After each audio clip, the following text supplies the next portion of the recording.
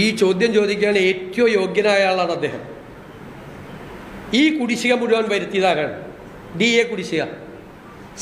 സമയത്ത് DA കൊടുക്കാതെ DA കുടിശ്ശിക 19%, DA കുടിശ്ശിക വരുത്തിയിട്ട് അധികാരത്തിൽ 10 കൊല്ലം അധികാരത്തിൽ ഇരുന്നിട്ട് ഈ കുടിശ്ശിക മുഴുവൻ വരുത്തി വെച്ചിട്ട് അധികാരത്തിൽ നിന്ന് ഒഴിഞ്ഞിട്ട് പുതിയൊരു ഗവൺമെന്റിനോട് ചോദിക്കുക, ഹേയ് അത് കൊടുക്കുന്നില്ലെന്ന്. മനസ്സിലായി. നാട്ടിൽ നിന്ന് ഒരു പാർസൽ വന്നിട്ടുണ്ട്, നീ ഒപ്പിട്ട് കൈപ്പറ്റിക്കോ. ഞാൻ കൈപ്പറ്റി. ആര് വരുത്തിയ കുടിശ്ശികയാണ്? ഞങ്ങൾ വരുത്തിയ കുടിശ്ശികയാണ്.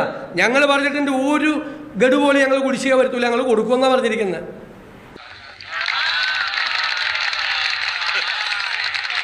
എന്നിട്ട് പോണ പോക്കിലെ ബജറ്റിൽ അടുത്തോളം കൊടുക്കുമെന്ന് എല്ലാ കുടിശ്ശികയും. ഇത്രയും വർഷക്കാലം കുടിശ്ശിക മുഴുവൻ വരുത്തിവെച്ച പിണറായി വിജയൻ വന്ന് ഈ ചോദ്യം എന്നോട് ചോദിക്കണ്ട. ഈ ജീവനക്കാർ മുഴുവൻ അദ്ദേഹത്തോട് തിരിച്ചു ചോദിച്ചോളൂ, ആരാ ഈ കുടിശ്ശിക ഉണ്ടാക്കിയത്? ഞങ്ങളാണോ? പറയണതിനൊരു ഔചിത്യം വേണ്ടേ? ഔചിത്യം എന്നൊരു സാധനമുണ്ട്. ഒരു മനുഷ്യനായ കുറച്ചൊക്കെ ഔചിത്യം വേണം. അദ്ദേഹം ഉണ്ടാക്കി വെച്ച അദ്ദേഹത്തിന്റെ സർക്കാരാണ് ഈ മെഡിസെപ്പ് തകർത്തത്.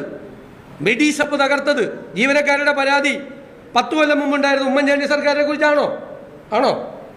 DA കുടിശ്ശിക വരുത്തിയത് ഉമ്മൻചാണ്ടി സർക്കാരാണോ?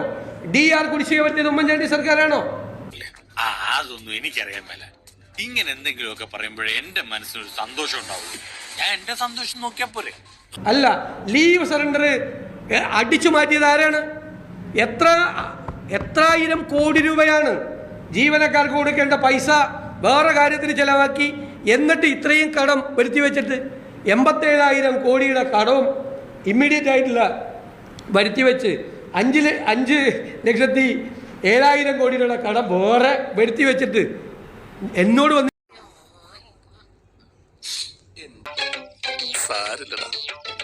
നീ എവിടെ പരിപാടി അവതരിപ്പിച്ചാലും ഇത് തന്നെയാണല്ലോ നിന്റെ വിധി. ചോദിക്കുകയാണ് DA കുടിശ്ശിക കൊടുക്കണല്ലേ? കുടിശ്ശിക ഉണ്ടാക്കിയ ആള് ആ ചോദിക്കാനുള്ള അർഹത അദ്ദേഹത്തിനില്ല.